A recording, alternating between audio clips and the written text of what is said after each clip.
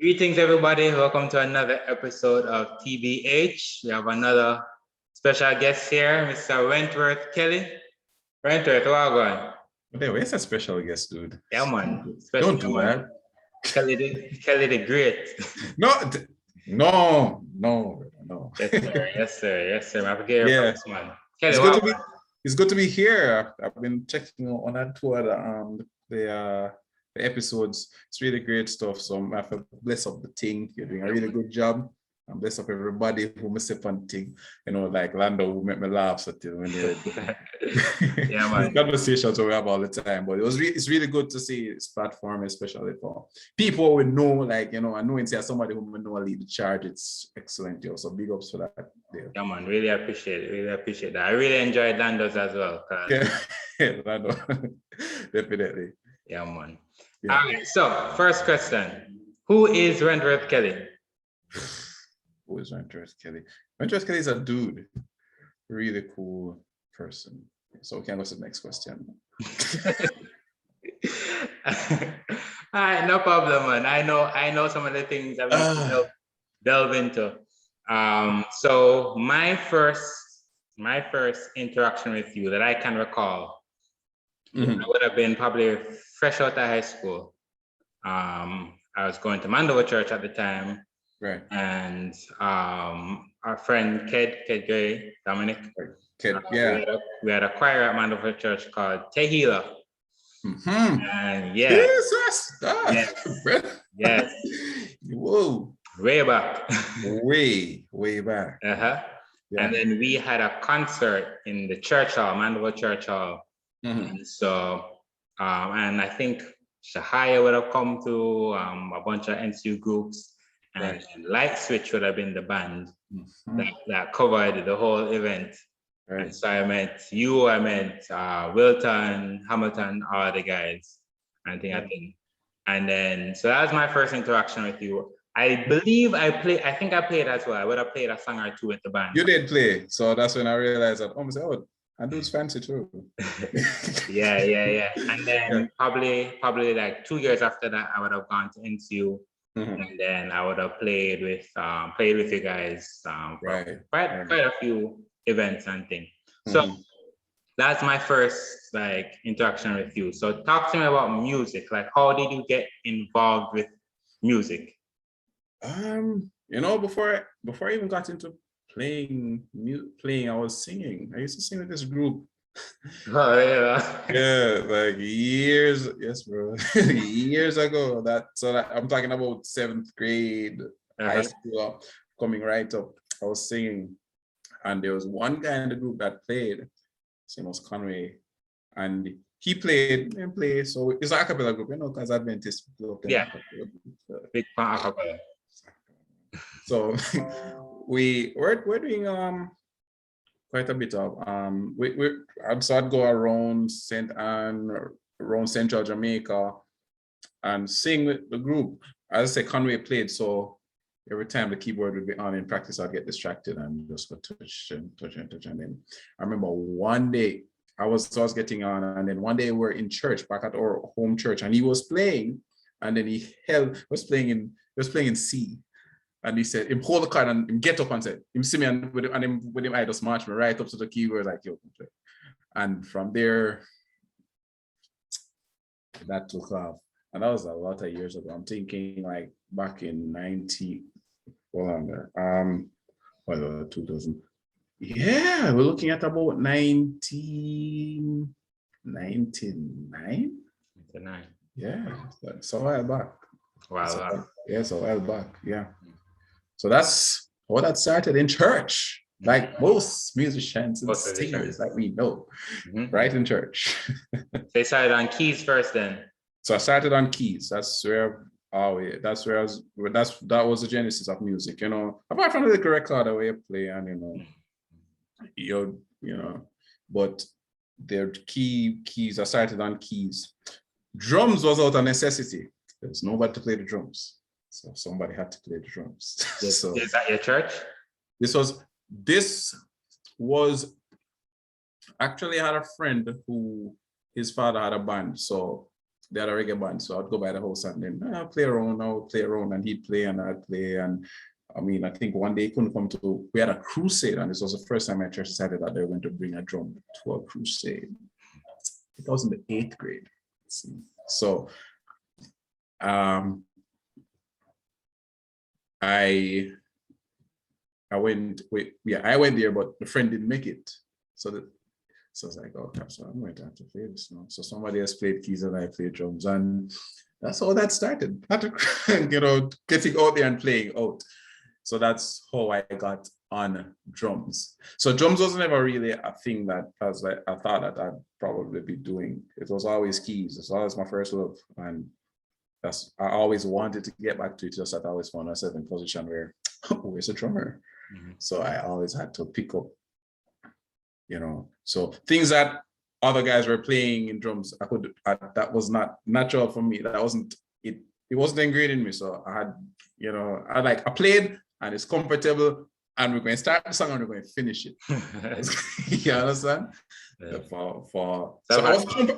I was comfortable enough that, I'd go on and I'd play on shows. I mean, you've seen me, we've played together, and I play and I'm okay and I'm good with whatever I'm playing, and then that followed me right through NCU. Same thing with the drummers. So I had to play again. And, that went on for years until you had persons like doing, who's from Satan as well, who came on, and then I'm like, I'm done. I'm done. And then I was back on keys, But I was comfortable playing and I enjoyed it. And I like just see my face playing. Anybody who knows face playing knows, I enjoy it. But it wasn't a thing that I had set out to do in the beginning. It's always been keys. Mm-hmm. So if you're to choose one, I'm picking up keys. Keys, man, keys. And I've a very special liking for the bass. And I've had to play bass as well, because the bass is just didn't show up. Mm-hmm. And then I tried while I was in college. Before I came to NC, I was in college. So I the college bought a saxophone, and I had to learn to play because they wanted to do champions. What's it? Chariots of Fire. I had to learn that on the thing, bro. And I picked up so I did, saxophone was also an okay instrument. I did clarinet. I played it for 2 weeks and then I was comfortable with it. I tried the flute. I'm like, no, flute's fine. I'm not touching that. By the time I was finished, I just went to sleep. So I wasn't bothered with the flute. But I messed around with quite a few instruments and keys. I was like, I think this is where I am, and I was comfortable with it. So you say you're in college before NCU? Yeah, I was in college. Which college and where you studied? Yeah, I was at Money College. So it was a teacher's college before, and then it became a community college. So you that go be a teacher? No, dude, no. I was actually funny. I was actually studying to become a computer programmer. Yeah, I was and web developer. So I was doing management information systems. So originally, there were persons saying, "Oh, you should go to NC." I'm like, no. Nothing like I've done once. One Adventist young person done at high school, no smash them up against you. No, I'm not going. And then I think 2 years later, it was after I finished that time there, I was like, I didn't even finish. I was like, I'm going to go to NCU. But that was my choice. At that point, it was my choice. I was very happy that my parents were like, "Oh, you have to go." No, they weren't like that. They're like, "You choose." Sorry, they don't want to. I'm like, "All right, I'll go to NCU," and that's what happened. I ended up going to NCU I chose to go to NCU. Right. When you went there, you went into mass comm? So the intention was to finish my IT degree. I went, but I was always, I don't know, I was a thing for media. I don't know, cameras and all of that. So I remember going to mass communication and saying, media department, it was mass comm and media under the same building at that time. So, everything was in one. And I met Everett Wiles. And I was saying, because, I wanted to work as well. NCU work study. Right. So I remember going down there and I'm like, who do I speak to if I want a job here? And they said, oh, Everett Wiles. And I went there and he's like, hi, so I heard that you want to work down here. And it looks like me with this little smirk. This man is not taking me serious. But so we spoke for a little bit, then I looked in. No, what he didn't know was that I came to do IT, but he didn't know that I had experience with IT. Okay. So when I looked in, I saw some computers. I'm like, oh, you're running, I don't remember what machines were running at the time. And I saw a Mac. I'm like, oh, so you guys really up to speed, man. They have a Mac running. So you guys cut on Final Cut, or someone is like, what do you know about this guy? He's like, you start Monday. And by the way, you're not meant to do IT. Come with a change of program form. I'll sign it tomorrow. I'm like, sir, no, I'm doing IT. He's like, no. You're not doing IT. That's not what you're here. You obviously, you don't even know what you want. That's telling me I don't know what I want. It's like, you're. And I went home. And I prayed about it. I prayed. And the morning I was back to him with the signed form. After I went to his brother-in-law, who was in charge of IT, who is now Dr. Henry.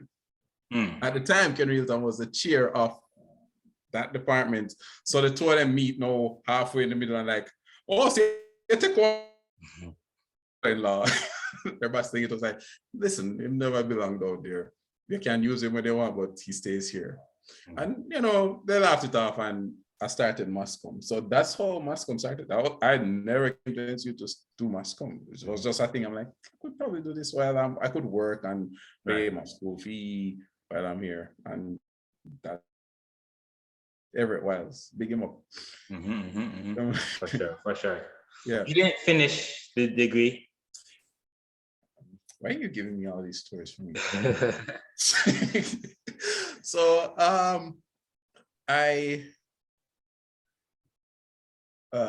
I'm easily bored. I think that's a problem. I'm just easily bored. I need a challenge.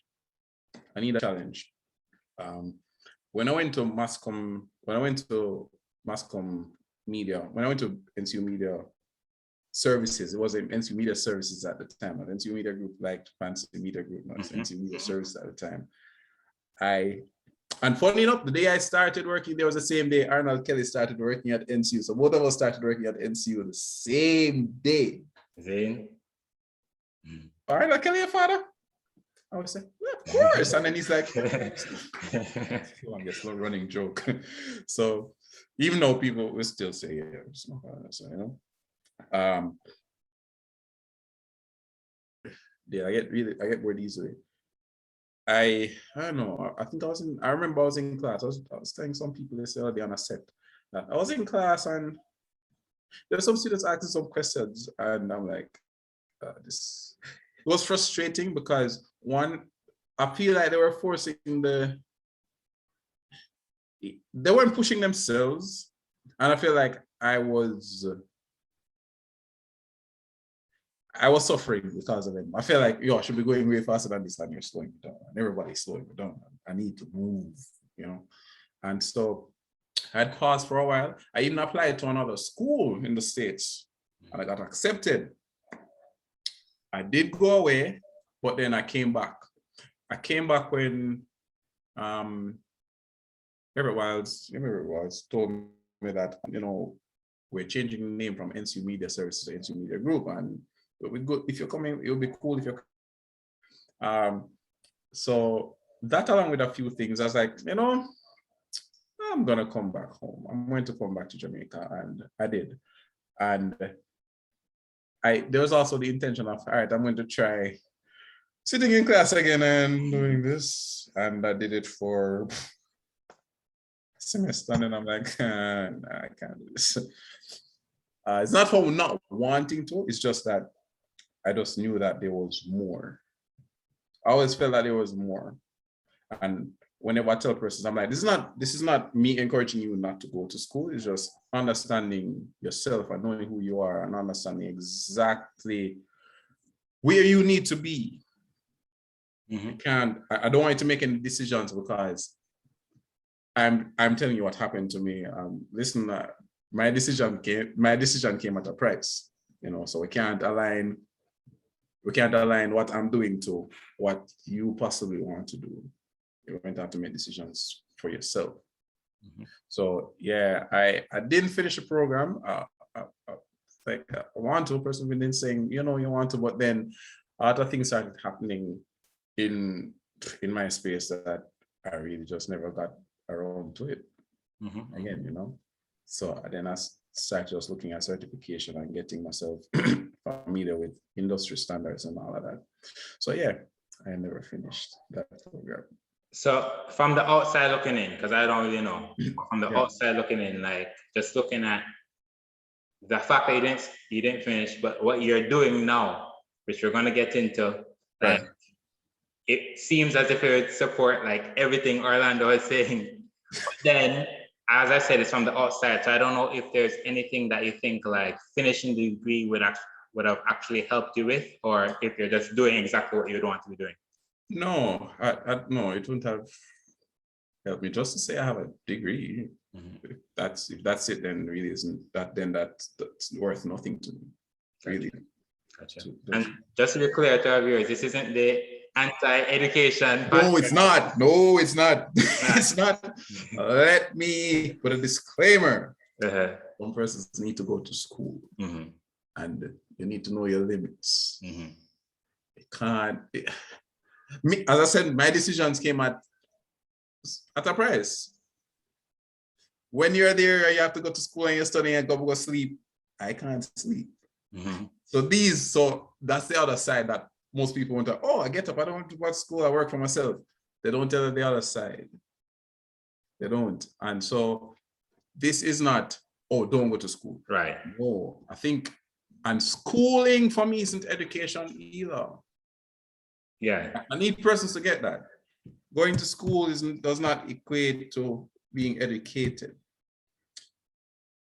I'd say something, but I want you to continue watching your blog. I'm not going to say it. You have to be wise. Some of the most brilliant persons I've met are degree holders, PhDs, masters, you name it. So not so brightest persons I've met. Same. So it's not within the school, it's just you. You know? I just know that the stuff that I needed to know for where I wanted to be, I was just not getting it there. But at the same time, mass comm is like NCU's mass comm program is one of the best in the Caribbean. I went to the island, the Caribbean, because everywhere I go now, I'm not going too far in the conversation, but everywhere I go now, people are like, can I get some NCU students? Or I get calls from some director or stuff like, yo, we know say you have some prodigy at NCU. Who's this person? They recommend 2 persons for me, recommend that person for me. All right, cool. Check this person, check that person. So NCU has kind of, it's like a hallmark for what a media student is supposed to be, both on the theoretical side and both on the practical side. So while it wasn't fitting for me, there are so many persons who have benefited over the years from it. And I still said it. I'm like, if you want to go to school, like persons call, if I want to go media school, which one do you recommend? I'm like, go NCU. I mean, I think the program will only get better. But even at this time, it's the best program you're going to find in the Caribbean. The person's flying in to come to NCU. Go there, just go there. For me, just like, again, from the outside looking in, it's just excellent because like NCU has no shortage of programs that they cover. Right. Like, you have your chapel services, you have a week of prayer, whatever. So the students have productions that they're right. involved in and all that. Also, even for me, I personally benefited. I got a call from RJR, one of my friends that did Mass Club, working there. One of my friends that's currently studying, she's now working with Barry G. So he plays some of my songs on the radio. Like they're in all of these media houses. NCU students are everywhere. They are like everywhere. You watch TBJ news, I'm like, so nobody apart from NCU students don't work for it. Yep. TBJ, because every other person, come on, I'm like, this is an NCU student. So the Mass Comm program works. It works. Just that for me, it did help me somewhat in the beginning, but there was a stuff that was happening. There was stuff that I was accumulating knowledge at a very fast pace, and it just felt like I was being, I won't say pulled back, but I felt like I was at a standstill. Okay. And I had to be waiting on persons to catch up, and that was bewildering. So I'm like, I'll pull back, and so even stuff that persons were spending years on doing or learning some stuff in some software, I was like, in a week, I was like, I need to find out how to do this. So there was a software, for example, the only one person could use it. And I'm like, all right, I need 2 weeks with this software. And then after that, that's all I was known for, just creating motion graphics. While in school, I was doing motion graphics for TVJ and CVM, and I think Love TV. And then I was also producing music, like music for shows. I remember I was in a car one day and I heard a commercial. I'm like, but that's my track. Then that time we call it a great Richard. No, not yet. People that take 2 years and you learn it in 2 weeks. I was like, no, I can't. I just needed to figure out what works. And so that was my reason for it. But again, guys, go to NCUs. Awesome. All right, so talk to me now, because I made mention of what you're doing now. Talk to me about your company, your whatever you call it. Tell us what it is. Man, iKon. So iKon Media and Films. That's what it's. We just rebranded the other day. It says iKon Media and Films. iKon Media is it's doing well. It's a multimedia. It's a film production company. So outside of films, we do commercials and all of that, and documentaries and that kind of stuff. And the other day we were like, oh, we should perhaps delve into some sort of artist management on a level, and maybe managing actors and actresses, because first I've been like, yo, why don't you guys do this? We need representation. We're like, oh, I don't like being in charge of people, but their persons don't be in charge of people.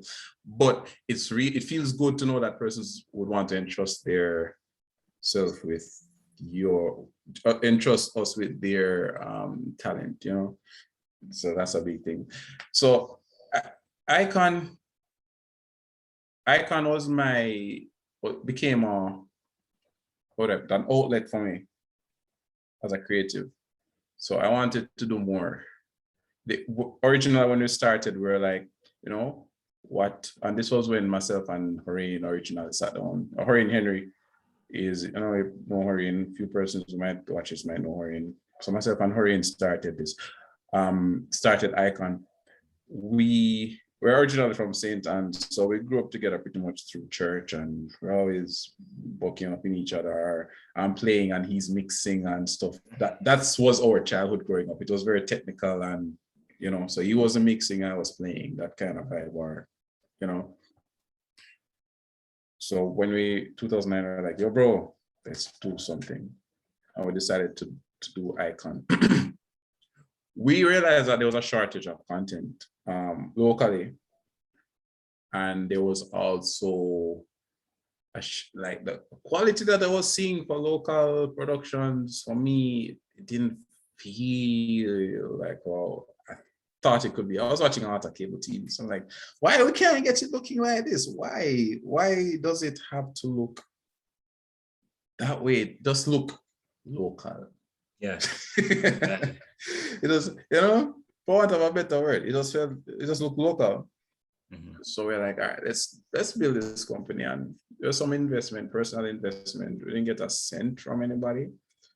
But no, parents, family, we did try to get money, and that never happened. So we had to just finance a lot of the stuff by ourselves. And we started off with a single camera and a computer. Yeah. And we started doing things bit by bit. We got some jobs and we shot them and they're like, but you guys know what you're doing.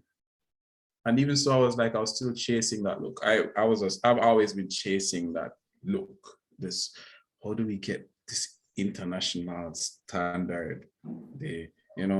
Even though we still have this thing called chasing the look. In most film forums are about like, how do you get this filmmaker, this international look and balanced look? And you go through your different phases. I went through a lot of them and most of them were frustrating until I understood. Then I got to understand what it takes to get that look. So we decided that we would create a platform where we could create content. And one of the things was like, while working for persons, so shooting commercials and stuff would be great, we also want to make sure we're creating sustainable content. And we would do this and also invite and also create the unit so we can have other young persons, especially Christian young people, be a part of the movement. So we'd be able to hire them and pay them and stuff. We're like, let's do that, because everybody can't just leave and go work for TBH or CBM or some other, right? We need to have persons doing stuff that they actually studied to do. So I can't have somebody who was awesome camera operator and then have them sitting down writing news. I think that's counterproductive. So those are the things we set out to do originally. It took us a while, and then for us, we were like, we want to help the church. Like the content of the church needs to be lift up, lift up the quality of the church content. We thought, let's try to lift up the church, the content or the view, the stuff that church put up. Let's try to make it look better, So it took us a while, but we started getting to that. Not much church stuff, but getting to have more students on board coming from NCU to work with us. Yeah. Gotcha. I see my friend Renee working with you guys sometimes. Yeah, Renee is talented people. She's really, really talented. So kind of just have her in our, in the space, and she's doing really well and she's growing. So she's like one of the people that are the new filmmaking females that I'm very sure that Jamaica will be paying attention to real soon. Yeah, man, that's dope. I remember I'm trying to remember the name of the short film with the little boy. What is it called? You are talking about Your Day Is Tomorrow. Yes. IDIT. Yes. Yeah, man. I'm say my favorite part where you featured my song. I say, yeah. So that film, we were hot on creating content, and we had just finished a short film called Protection. That's with Tamara when she tells man to shut up. I don't know if you remember that one. I faintly. Yeah. So that was that film, and after that we're like, we should let us work on a film. No, we had a new person join the team at that time. Successia is now my heartbeat. So random black eye. Yeah, that was a hand.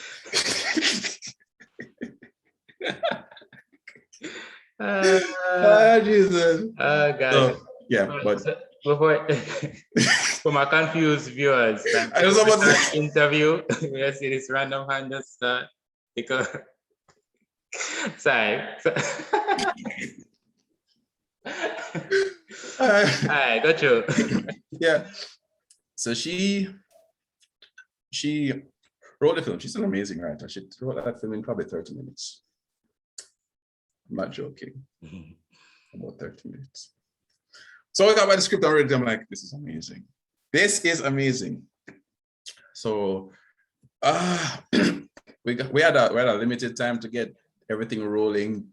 So we brought in, this was the first time anything like this was happening in Mandeville. It was the first time. So imagine what we locked down a Mandeville town on a Friday to shoot this film, and we got at least 95% of the actors were acting for the first time.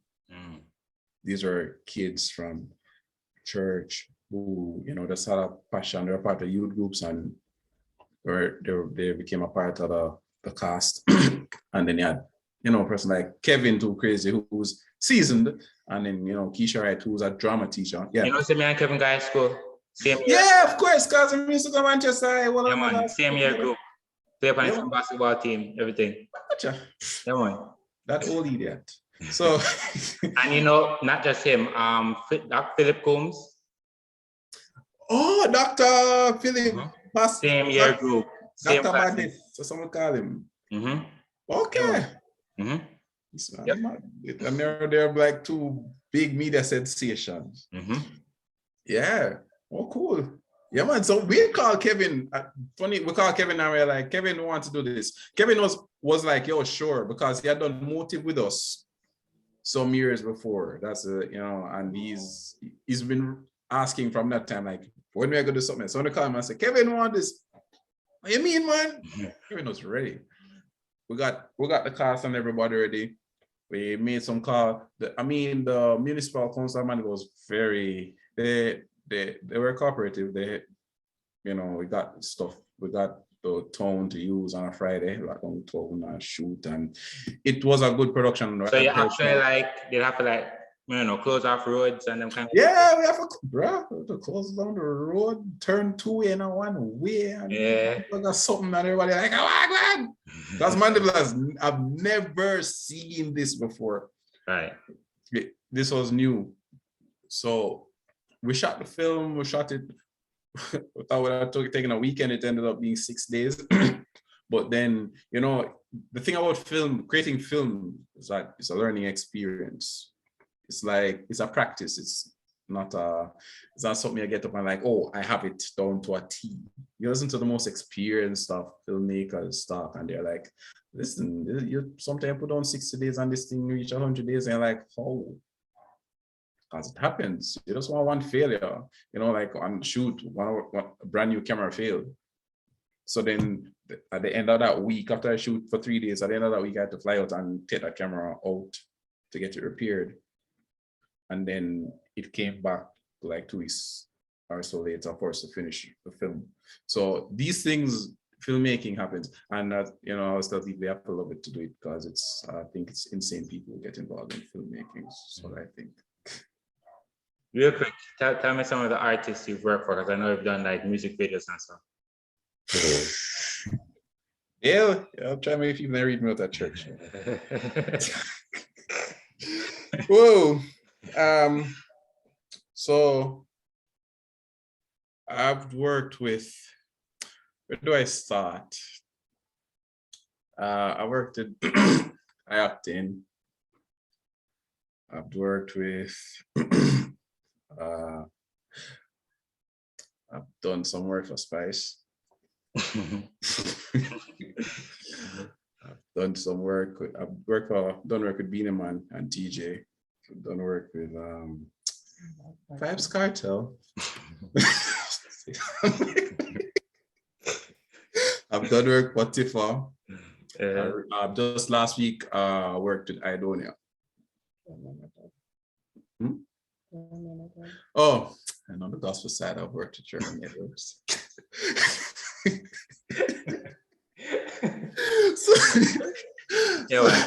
Make a balance the thing. And Joel Osborne. I worked with Joel Osborne. Not forget, I worked with Joel Osborne. I did one international video. I was a part of that crew for with what's his name again? Tiger. Yeah. That was with one of the that's Kanye's ex-wife's sister, husband, ex-husband. Yes, I did some work. I did some work there as well. You know, yeah, and what's your name again? That's being my ex-wife. What's your name?